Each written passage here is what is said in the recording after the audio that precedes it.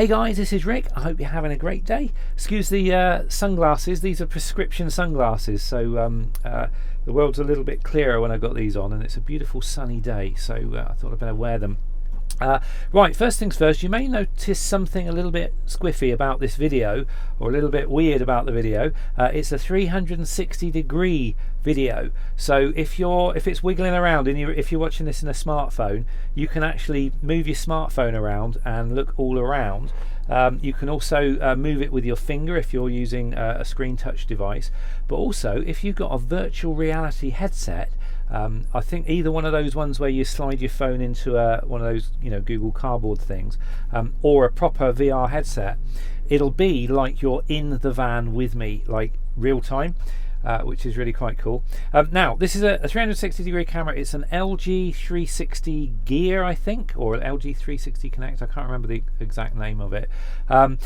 I decided obviously to go for a 360 camera, but I only went for a basic one, a cheap one. This only works in 2K resolution. It's not the best one in the world, but I didn't want to spend too much money because I'm not sure about the whole 360 degree thing as a medium in general. So I thought I'd just get a cheap one and we'll do some stuff, go on a little trip or something.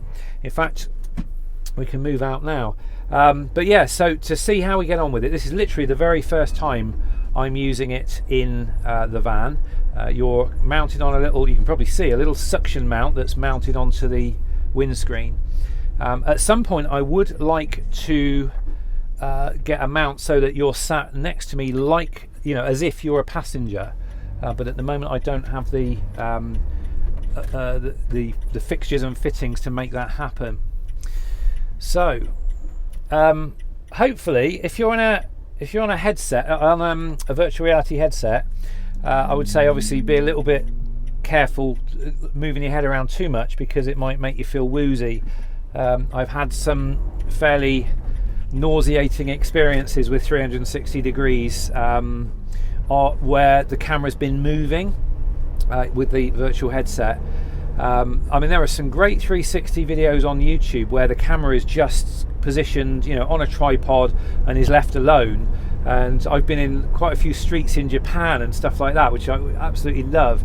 So it's like it's almost like being there, sort of really good. And what I do now is if I got the virtual reality headset on, I've got a bar stool in the kitchen that I put in front of the virtual reality setup, and I can move around on the bar stool, so I'm sitting down, and you get to see all of these places in the world. It's really cool. Now there's quite a few YouTubers that do walking 360 degree videos, and they're fine to watch on a smartphone or on a tablet or even on a PC, but if you've got the virtual reality headset on while they're walking, all the little jolts from the footsteps are really very quickly makes you feel nauseous. So if I do any videos using this 360 camera, it's probably going to be locked off, on a tripod, and I'm not going to be hand holding it because I think it's not going to work too well. But I would really love to get your feedback on this, and just to sort of let me know what you think about the experience. If you've got any suggestions what I can do with a 360 camera, and where I can use it, that would be really good. And obviously at the moment the 360 technology, it's still in its very early years, it's still in its infancy, so the technology you can get is not as good as I'd like it to be. For example, this will only record for I think it's about 20 minutes and then it stops. So if I go on a bit too much and the video suddenly ends, you'll know why. But also there's other little things that are quite annoying, like for example, you can't charge this while it's mounted on a tripod because the charger port is right next to the screw thread. So I'm not quite sure why that is the case. Maybe it's because if the charger was on the side, then there would be this really ugly lead sort of going into the side of the camera and you'd be able to see that. I don't know. But also the sound quality, although it's supposed to be 5.1 surround, it's just not very good. I made a video last night when I was doing the astrophotography again, and I sat this camera next to me, and I was just chatting into it. I didn't use a microphone. This is why I've got an external microphone now. But unfortunately, the sound quality was really, really low. And as soon as I beefed it up, as soon as I upped the gain, the sound floor level was awful, and all you got is this really high levels of hiss and crackling. So to be honest, sound quality I'm not impressed with, but that's fine because I usually record my sound independently anyway, so it's not an issue for me. But I'll give this a try. Like I say, I wanted to try this out in the van and just see how we get on. I have got a mount coming, which I hopefully can put on the roof, and so perhaps later on in the summer, when I've managed to clean the roof, because my roof is green at the moment, I might be able to have a go and stick it up on the roof and see if I can sort of do something with it there. But the ultimate plan is this: I bought a little cheap 360 camera just to see how I get on with the whole medium of 360. And if it shows potential, and I kind of find that there's a demand for it, or there's things I can do with it that will be good, then I'll kind of wait until the technology improves a little bit. Might be a year or two, and then when the technology is more up to scratch, maybe invest in a better quality camera. Now, at the moment, I'm not entirely convinced that virtual reality is the future, because at the moment the equipment and the means of doing, working with it, it's so clumsy, and even those virtual reality headsets, there's so much involved in using them, and you've got these big wires traipsing off everywhere. I think the only way that virtual reality will be with us for a long time is if they make, for example, virtual reality headsets wireless to start with. But I don't know, because there are still an awful lot of people that do get motion sickness when they use them. And although I have noticed the more you use it, the less motion sickness that you get.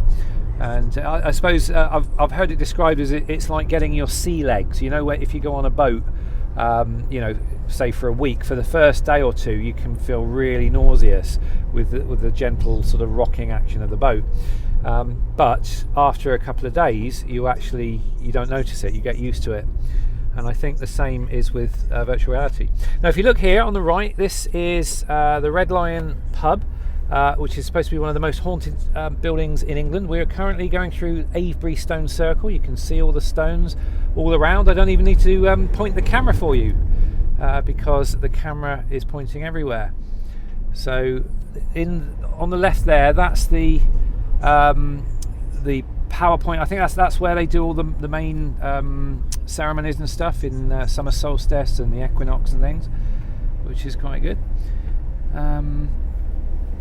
If you're wondering where I'm going, actually I'm on my way towards Melksham, or Seend, I think the name of the place is. I'm going to meet up with a fellow self-build camper van enthusiast who I've known on Facebook for quite a long time, and we're going to meet up. I said I'd go there. He's down here for a week, I think he's on a course with his work, and he's down here staying at a campsite, so I said I'd swing by and have a cup of tea. So, as you know, as I said in the video, I'm driving out to meet a fellow self-build camper van enthusiast. This is Steve. All right. And this is Steve's van. And he's actually done a layout. Is it all right to film your... Film away. Is that all right? Yeah, film away. Steve's done a self-build, and he's given me loads of ideas for my next van. And he's basically got some seats up the front here, which is something I lack in my van, which is like passenger seats. He's got proper belted seats, and he's kind of shown me how to fit them, which is really cool. And he's also got the bunk beds at the back, which is a design that I was thinking about in my previous build, but my van just wasn't big enough. But Steve's gone for the long wheelbase, which is, I think that's about as long as you can get, isn't it? One a bit longer. It's about 40 centimetres longer, I think it is. Right. A little bit longer. Okay. Same wheelbase, it's just a longer shell. Right, okay. Even though it says it's an extra long wheelbase, it's actually the same wheelbase, just a bigger shell. So, but yeah, with the extra bit on the back, you can have all those extra options like fixed beds, because one of the things with a self-wheel motor caravan is when you have to make the bed up before you go to sleep, you get all hot and sweaty and hot and bothered, don't you, trying to sort of put everything and make everything right. But this way you've got like fixed beds, so you don't have to make the bed, which is kind of quite cool. But yeah, so anyway, we've just been sat here in the beautiful sunshine. We've set the world to rights, haven't we? Yeah, we've been putting the world to rights, having a decent conversation, and it's just starting to get a little bit chilly now, but it's been an absolutely beautiful day. So there we go. So thanks for that, Steve. I appreciate that, and nice coffee as well. So gonna have to do this again sometime. Not in the next 6 months, because it took me about 5 hours to get here. So yeah, it's a bit of a hike. So from where Steve lives. So yeah, and he's also going to be become a camper van engineer, aren't you? So I might have to pick his brains next time I do my van build. yeah, hence the reason I'm down here. Yeah, he's on a training course down here at the moment, so it's really interesting stuff actually. So there we go, back to the video. So look at that beautiful sky, a little bit of white going on up there, but blue. It's just so nice to see blue sky. I'm really happy the sun's out, and we're sort of now in spring, so hopefully the weather's going to start getting better, going to start getting out more like I am today, and it's all good. I'm even going camping as well shortly, and we'll be heading off to, I think we're going back to Ashen Plains, going to meet up with Scudo again, and should have a great time there, and it'd be even more fantastic if this weather keeps up. Although I must admit at the moment it's been very cold in the evenings. My last 2 stargazing nights were pretty chilly, although it's nice being in the conservatory in the warm, although I keep having to pop out to sort of make adjustments and things to the scope. So the first time I did it I had a little heater in there, but then I realised I let all the heat out every time I opened the door, so I just wrap up warm now. I'm not sure if you've seen the photographs that I took from the astronomy sessions. They're coming on nicely. I'm still really struggling to get good quality images without it being a bit of a faff. I'm sort of starting to get my head around the whole stacking thing. I'll probably make a video on it at some point. But the problem I've got is light pollution. I've got this big blanket of orange that appears in all my photographs. And now I did buy a filter. It was an O3 filter or an OIII filter, and it broke the bank. It was crazy expensive, and you pop it inside the Canon. It's like an EOS lens. It goes just in front of the shutter, and when I use it, it just makes everything dark green, and I have no clue.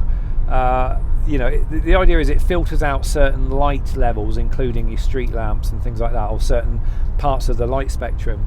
But all I'm getting is this monochrome, very, very green imagery, and it's very, very dark as well. So you have to do much, much longer exposures.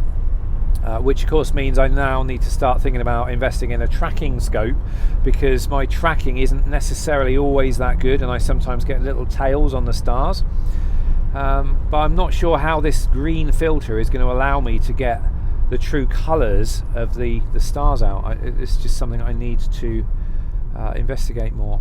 But I might have to invest in a different kind of light pollution filter. So hopefully eventually I'll get it right. Hello, we've got a big queue going into devices. Why is that? Alright, well I don't do queues, so I'm going to turn away, and I think I'll just have a look at the brow of this hill. Otherwise I shall find an alternative route. I don't think this thing's going to let me zoom out. Oh, yes it is. Let me zoom out, find the general direction I'm heading in. Right, so it's taking me right. So what I'm going to do, I'm going to go right here and find an alternative route in. I think that makes sense to me. So, because Devizes is a bit of a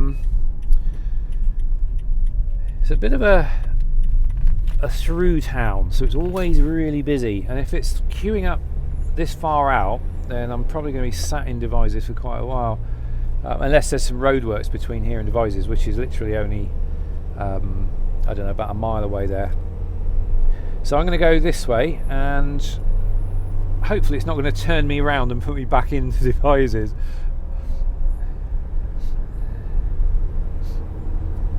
But that's the beauty of having a little drive when you don't, you know, you're not on an absolute deadline, or you haven't got to be at a certain place at a certain time.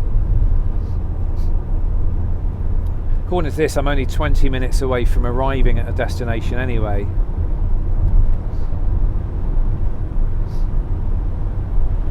I think it's recalculated, because normally it will say where possible make a U-turn.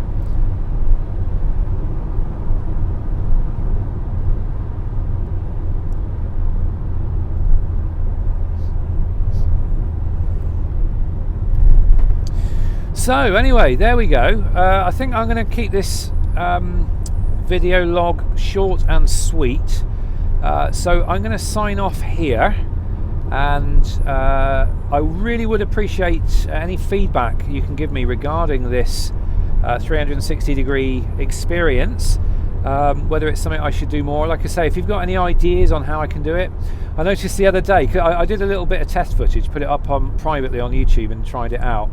And there was this one little bit where I reached in and touched the camera, and it looked like I was on the virtual reality headset. It looked like I was like reaching in and touching my own face. It was quite bizarre, but then it was like I was patting myself on the head and things like that. So I'm not sure if there's a I suppose I could always do an ASMR video, which would be quite interesting. I know there are, I did actually discover some ASMR videos on YouTube when that idea popped into my head, and although they were a little bit, I don't know, not sure I liked them. It's a nice view. But anyway, yeah, what I'm going to do, I'm going to sign off here, because I'm not sure if this camera's going to kick off or switch off after 20 minutes, and I don't know. I've got no readout, I've got no timer or anything. It's all done via the phone, and I'm not going to pick up my phone while I'm driving. So I'll sign off here and say thanks for watching. Have a great rest of the day, and like I say, do feel free to give me a feedback on this 360 degree thing, and I'll see you in the next video. Till then, take care.